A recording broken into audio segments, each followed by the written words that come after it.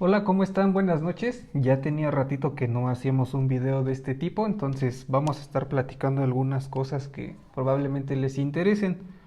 Este video es para nuestros alumnos de la UTMA que están realizando su proyecto en el modo dual. Ellos están tomando una parte como tal de sus clases en la universidad y otra parte con nosotros. Vamos a estar explicando un tema que tiene que ver con la baja dimensión de los materiales y bueno, en el caso de que ustedes pues quieran hacer algún ejercicio de este tipo, pues lo vamos a compartir para que vean cómo se desarrolla.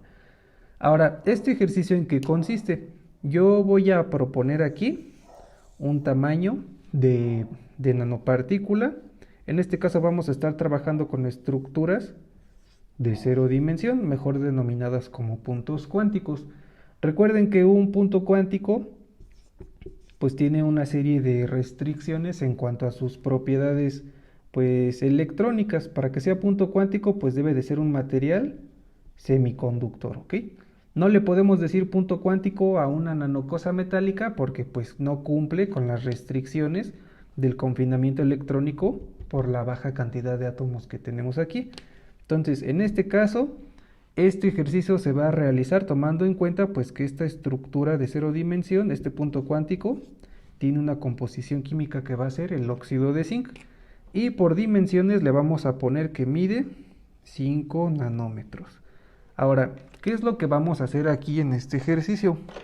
Lo interesante sería saber pues muchas características en cuanto a propiedades ópticas, eléctricas, piezoeléctricas, porque el óxido de zinc es un material piezoeléctrico. Sin embargo, vamos a ir poco a poquito desarrollando esto. Lo primero que nos gustaría saber pues es cuántos átomos están aquí adentro, ¿verdad? Porque probablemente pues eso nos dé curiosidad de saber si hay muchos o si son poquitos. Entonces eso es lo primero que vamos a averiguar, ¿ok? Ahora, aparte de saber cuántos átomos están aquí adentro, generando esta estructura de baja dimensión, pues vamos a sacar otro tipo de parámetros que van a ser muy útiles para ir explicando otro tipo de cuestiones. Entonces hasta aquí pues el ejercicio va a consistir en que nosotros definamos una serie de propiedades que vamos a mencionar ahorita, ¿vale? En cuanto a información extra, pues vamos a tener una serie de alturas. ¿Eso qué tiene que ver? Pues estamos tomando en cuenta que pues estos puntos cuánticos se sintetizaron por un método de síntesis químico por vía húmeda. Eso tiene que ver con su unidad 2 de nuestros estudiantes de la UTMA. Y pues aquí se supone que están los puntos cuánticos, ¿ok? Están en solución acuosa y están monodispersos. Debido a la baja dimensión, pues es un coloide, pues es importante saber esto. Ahora, ¿cuál es el que vamos a tomar en cuenta? Los puntos cuánticos que están justo en la interfase entre el líquido, el disolvente y la atmósfera. ¿Por qué? Pues porque queremos tomar la altura máxima de este punto cuántico y saber qué pasaría cuando llegue al fondo del recipiente. Ahora, ¿eso por qué es importante saberlo? Porque queremos conocer la estabilidad de este material. Y en base a una serie de cositas que ahorita vamos a explicar, pues podemos llegar a saber si con el tamaño que estamos diseñando ahorita de 5 nanómetros, pues va a ser estable o se va a morir, ¿ok?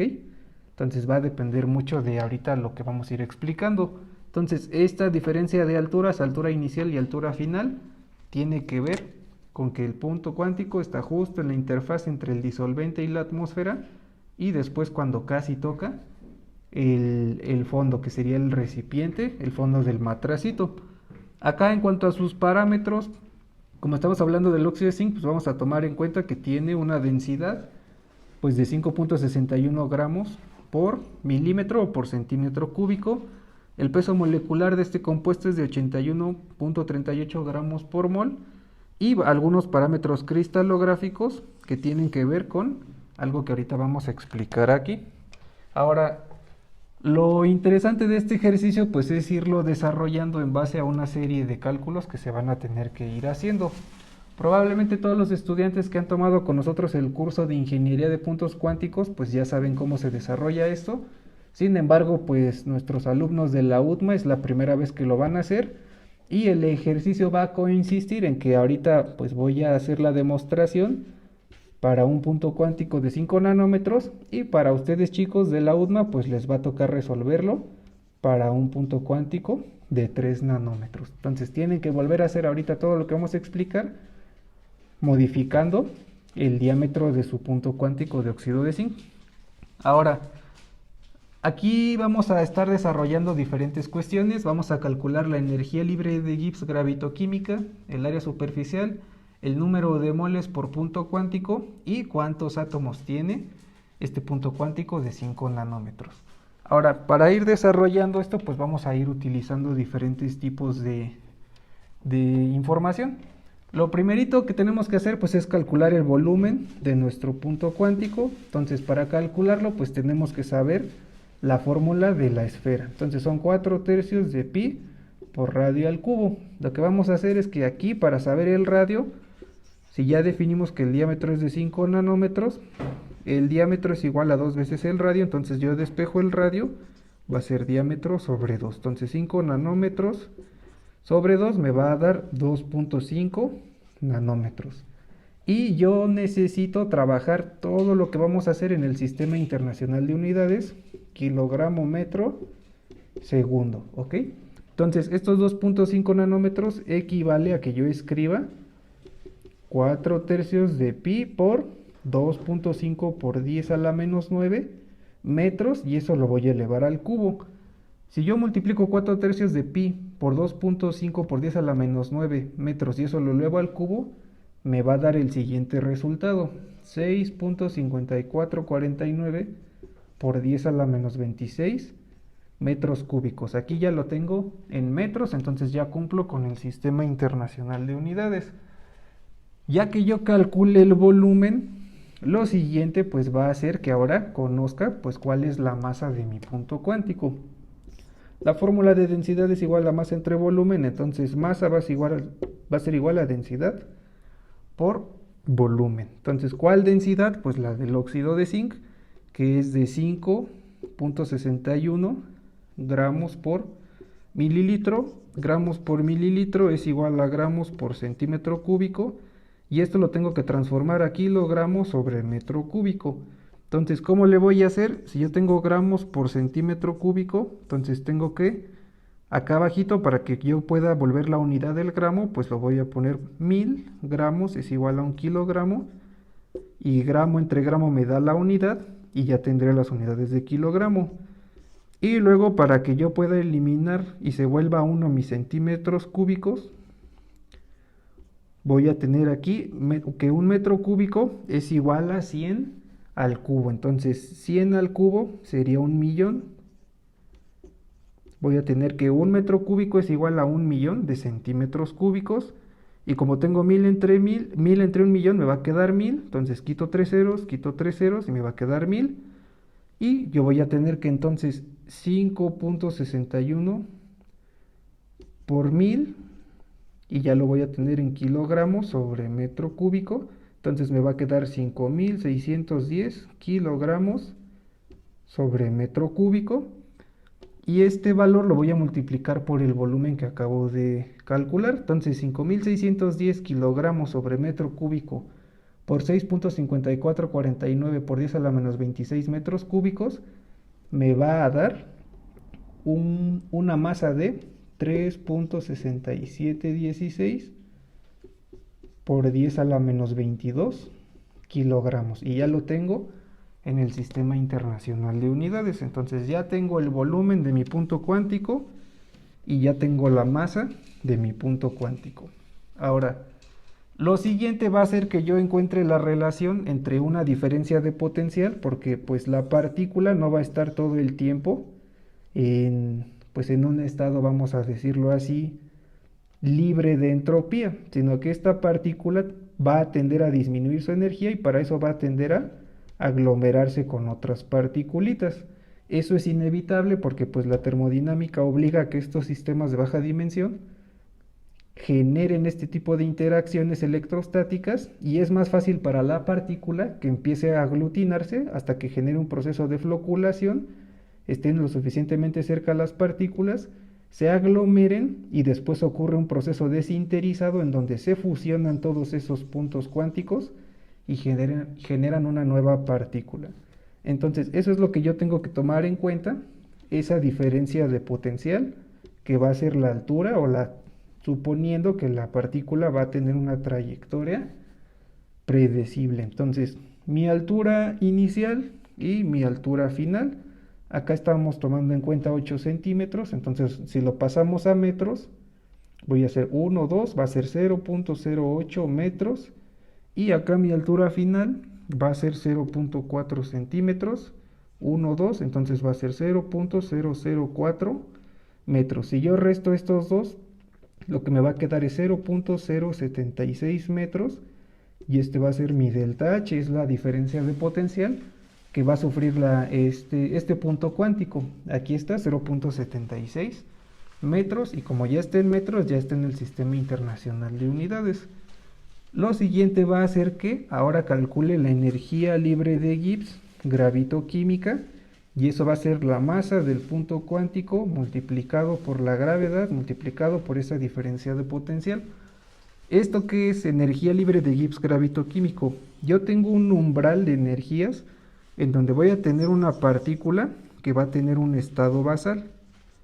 Ese estado basal, pues lo que quiere decir es que ahí es el mínimo de energía de la partícula, es lo más bajo que va a tener de energía, y esto depende pues su composición química, va a depender también de la configuración que tenga el material, si es un material pues que sea catalítico, si es una cerámica, si es un semiconductor, un polímero, tienen diferente estabilidad los materiales dependiendo de su estructura y composición.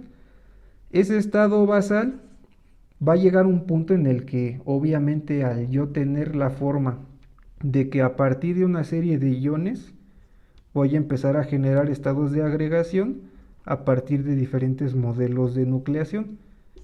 Y estos iones va a llegar a un punto en el que van a formar una partícula individual. Cuando yo formo la primer partícula que se conforma por todos estos iones, a esto se le llama R sub C, radio crítico de nucleación. ¿Y eso qué es? Es la estructura más pequeña que yo puedo formar a partir de todos esos iones. Dicho de otra manera más sencilla, a partir de aquí es de donde se forman mis nanoestructuras. Esto es un estado metaestable porque tiene una muy alta energía, debido a que los iones no se van a poder mantener así, porque va a tender a ser inestable el sistema. Entonces, al ser metaestable, va a tender a aglomerarse y va a tender igual a seguir creciendo el material. ¿Por qué? Pues porque está en una solución acuosa, hipotéticamente hablando de que sinteticemos este material por un método coloidal, pues todo el seno de la solución va a seguir teniendo iones, por lo tanto, pues mi punto cuántico se va a seguir nutriendo de los precursores químicos. Si yo no lo estabilizo correctamente, pues va a seguir creciendo y creciendo y creciendo hasta que se vuelva una partícula microscópica o después macroscópica y nuevamente regrese al estado basal. Entonces, la energía libre de Gibbs gravitoquímica lo que nos va a servir entender es qué tan estable es la partícula en presencia o sufriendo el efecto de la gravedad y la cantidad de materia que tiene esta pequeña estructura. Este es un cálculo muy práctico, es para que ustedes aprendan a cómo es que se puede estabilizar un material en función pues de calcular su energía libre de Gibbs en función de la gravedad. Entonces yo voy a tener la masa de mi punto cuántico, en este caso pues va a ser 3.6716 por 10 a la menos 22 kilogramos. Eso se va a multiplicar por la gravedad, menos 9.81 metros sobre segundo al cuadrado, y lo voy a multiplicar por mi delta H, en este caso va a ser 0.076 metros. Sistema internacional, sistema internacional, sistema internacional. Aquí lo importante es hacer el análisis dimensional, kilogramo por metro sobre segundo al cuadrado por metro. Esto de aquí me da newton, y luego bajo los metros, y newton por metro me da julios o joules. Son unidades de energía. Si yo multiplico estos tres valores, voy a obtener menos 2.7373 por 10 a la menos 22 julios. Y este exponente que se obtiene aquí y este signo que aparece acá negativo es muy importante para observar la estabilidad de nuestro sistema. Mientras sea un valor negativo, nos va a decir que el sistema puede ocurrir de manera espontánea, pero como vamos a tener un exponente muy pequeñito, existe una regla en la literatura que, de acuerdo a cómo es que evaluemos un sistema coloidal, hay diferentes umbrales en los que nos dicen diferentes cosas estos exponentes. Si yo tengo un exponente que esté en 10 a la menos 21, aquí es una zona estable. Eso quiere decir que si mi punto cuántico tiene valores más pequeños de 10 a la menos 21, 10 a la menos 22, 10 a la menos 24, etc., mi nanoestructura va a ser muy difícil que se aglomere porque ya se mantiene con la suficiente densidad de carga superficial para que se repelan las partículas y se van a mantener monodispersas. Esto nada más aplica para sistemas coloidales. Si utilizan otro método de síntesis, esto ya no se puede interpretar así. Y si yo tengo valores que son 10 a la menos 19 o inferiores, pues aquí mi nanopartícula pues va a chafear porque se va a aglomerar, porque va a ser inestable, y entonces la densidad de carga superficial que tenga no va a ser suficiente, y al tener partículas muy próximas a ellas pues va a generar un proceso de aglomeración, y con esto pues ya no tenemos estabilidad en el sistema. Este exponente es muy importante. Mientras más pequeño sea, es más estable pues ahora sí que nuestra síntesis. Entonces la energía libre de Gibbs gravitoquímica nos dio menos 2.73 por 10 a la menos 22 joules. Quiere decir que a un tamaño de 5 nanómetros se pueden mantener monodispersos, nuestros puntos cuánticos. Después lo que vamos a calcular es el área superficial. Entonces vamos a aplicar una derivada parcial respecto al radio. La derivada del volumen respecto al radio es igual al área superficial. Y aquí tendríamos que 4 tercios de pi por radio al cubo derivado del radio va a ser igual a, de acuerdo a la forma de ax a la n, pues la operación sería 4 tercios por pi por, y voy a tener aquí r, 3 menos 1, y este exponente se pasa para acá como coeficiente. Entonces voy a tener que 3 entre 3 me da 1, entonces es 4 pi por radio, y 3 menos 2 me da 1. Entonces yo aquí ya obtendría la derivada del volumen de la esfera respecto al radio, sería 4 pi por radio al cuadrado. Y si yo aquí sustituyo el valor del radio, que sería 2.5 por 10 a la menos 9 metros, me va a dar un valor, o me va a dar un área superficial de 7.8539 por 10 a la menos 17 metros cuadrados. Ya está en metros, por eso es importante transformarlo. Cumplo con el sistema internacional y así se obtiene el área superficial directo. Cuando ustedes se preguntan para qué se aplican las matemáticas, bueno, aquí es un ejemplo práctico. Después vamos a tener que calcular el número de moles que tiene este punto cuántico. N es igual a la masa del punto cuántico entre el peso molecular del compuesto, que en este caso sería el óxido de zinc. Si yo divido 3.6716 por 10 a la menos 22 kilogramos entre 8.38 gramos por mol, estos gramos por mol los tengo que transformar a kilogramos por mol. Entonces lo que tendría que hacer pues es dividir ese valor entre 1000, y con eso ya me quedaría en kilogramos por mol. Entonces quedaría 81.38 gramos por mol, y eso lo voy a multiplicar por 1 kilogramo es igual a 1000 gramos. Entonces 81.38 entre 1000, gramo entre gramo me da la unidad, y aquí pues nada más tengo que recorrer 1, 2, 3, 0.081 kilogramos por mol, y está en el sistema internacional, y eso lo voy a hacer mi operación con la masa del punto cuántico. De aquí el número de moles me va a salir que son 4.5116 por 10 a la menos 21. moles. Y este valor es muy importante para que se pueda entender pues cuál es la cinética de crecimiento del material en función de la velocidad de propagación que tengan los átomos entre la interfase del punto cuántico y también el seno de la solución que está lleno de iones. Pues con esto puedo tener una idea de si este sistema está creciendo muy rápido o muy lento. Por eso es importante cuantificar el número de moles de este punto cuántico. Después vamos a calcular ya los últimos dos pasos, que serían pues averiguar cuántos átomos están ahí adentro, y para eso necesito hacer dos operaciones. Lo primero es que debo de calcular el volumen de la estructura cristalina que tiene mi material. Ahora, la estructura cristalina del óxido de zinc es una hexagonal compact package o una estructura hexagonal compacta, como la que tenemos dibujada aquí. De acuerdo a lo que es pues la física de estado sólido y la cristalografía, pues vamos a tener un total de 6 átomos en esta estructura cristalina. Cada uno de los vértices equivale a un sexto. Entonces este átomo de aquí no se toma como entero, vale un sexto, 2 sextos, 3 sextos, 4 sextos, 5 sextos y 6 sextos. Eso me da un átomo. Este átomo que está en el centro es como si yo cortara una naranja a la mitad, entonces este vale un medio.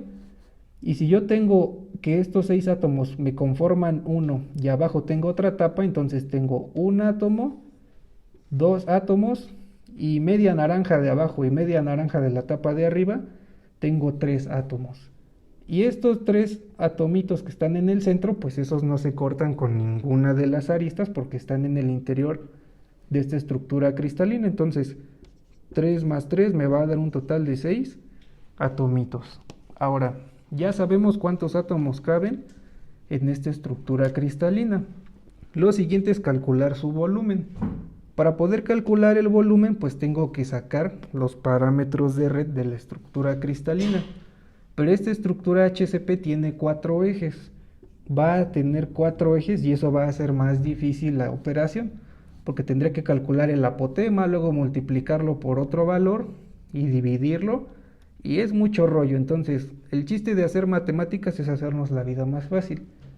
Esta estructura o este prisma hexagonal lo puedo dividir en 3 partes iguales, y a eso en cristalografía se le llama celda primitiva. Y la forma que va a tener este nuevo prisma o esta figura volumétrica pues va a ser un prisma rectangular. Y un rectángulo pues tiene base cuadrada y tiene una altura diferente del lado que tiene la base y el ancho. Entonces voy a tener que A va a ser igual a B, porque si yo tengo un prisma rectangular pues la base es cuadrada y cualquiera de los dos lados mide lo mismo, y aquí ya se respeta esta condición geométrica de mi estructura cristalina. Y en el caso de C pues va a ser la altura de este prisma rectangular, y aquí me dice que es diferente de A y B. Entonces si yo calculo el volumen de mi celda primitiva, lo que voy a tener que hacer pues es 3.25. Estas unidades son angstroms, entonces un angstrom equivale a 10 a la menos 10 metros, 3.25 por 10 a la menos 10 metros. Y como A es igual a B, entonces este se repite 2 veces, lo pongo al cuadrado, y luego eso lo voy a multiplicar por la altura, que son 5.26. Lo mismo como son angstroms, 10 a la menos 10 metros. 3.25 por 10 a la menos 10 al cuadrado por 5.206 por 10 a la menos 10. Esto me va a dar un cierto valor, y del resultado que yo obtenga de esto lo voy a multiplicar por 3. ¿Por qué por 3? Porque esta cosita cabe 3 veces aquí. 1, 2, 3. Yo con 3 prismas rectangulares reconstruyo un prisma hexagonal, por eso se multiplica por 3. Y el resultado que me va a dar de eso, el volumen de este cristal hexagonal, va a ser 1.6496 por 10 a la menos 28 metros cúbicos. ¿Por qué cúbico? Porque es metro por metro, metro cuadrado por metro, metro cúbico. Ya teniendo yo el volumen de mi estructura, o mejor dicho, de mi cristal hexagonal, ahora para poder conocer cuántos atomitos caben en un punto cuántico de 5 nanómetros de óxido de zinc, Ya teniendo todos estos valores, pues lo que vamos a hacer pues es el volumen grande, el volumen del punto cuántico entre el volumen de la celda. Me va a dar un cierto factor y eso cuando yo lo multiplique por 6. ¿Por qué por 6? Porque necesito pues tomar en cuenta que adentro de este cristal caben 6 átomos. Yo lo que tengo que hacer primero pues es saber cuántas veces cabe este cristal aquí en esta esfera que tiene un diámetro de 5 nanómetros, y ya que yo encuentre el número de veces que esta estructura cristalina cabe aquí en esta esfera, eso lo voy a multiplicar por 6 y eso me va a dar el número de átomos. Entonces, adentro de este punto cuántico de óxido de zinc de 5 nanómetros caben 2380.54 átomos. Probablemente se les haga un número pequeño, probablemente no esperarían tantos, tal vez su mente les hubiera dicho de, pues tal vez caben unos 100 o 500. Este sería el ejercicio. Entonces, todos aquellos que quieran repetir este mismo ejercicio para conocer la estabilidad de su partícula que se sintetice por el método coloidal, ustedes pueden fijar el tamaño, hacen todas las operaciones que realizamos, van a obtener la energía libre de Gibbs gravitoquímica. Si el exponente es más pequeño de 10 a la menos 21, su sistema va a estar estable. Si está en un valor diferente de 10 a la menos 19 hacia arriba, que se vuelva más grande, pues eso les va a perjudicar su estabilidad y entonces se va a aglomerar su material. Y también pueden calcular pues cuál es el número de átomos que están adentro de esta estructura. Por lo tanto, pues a nuestros estudiantes de la UDMA les vamos a pedir que hagan este mismo ejercicio, pero ahora aplicándoselo a un punto cuántico de óxido de zinc de 3 nanómetros. Y bueno, pues eso sería todo. Ojalá que les sirva este ejercicio. Es algo muy práctico y esto es lo que estamos revisando con nuestros estudiantes en su unidad número 2, que tiene que ver con métodos de síntesis por vía húmeda. Muchas gracias.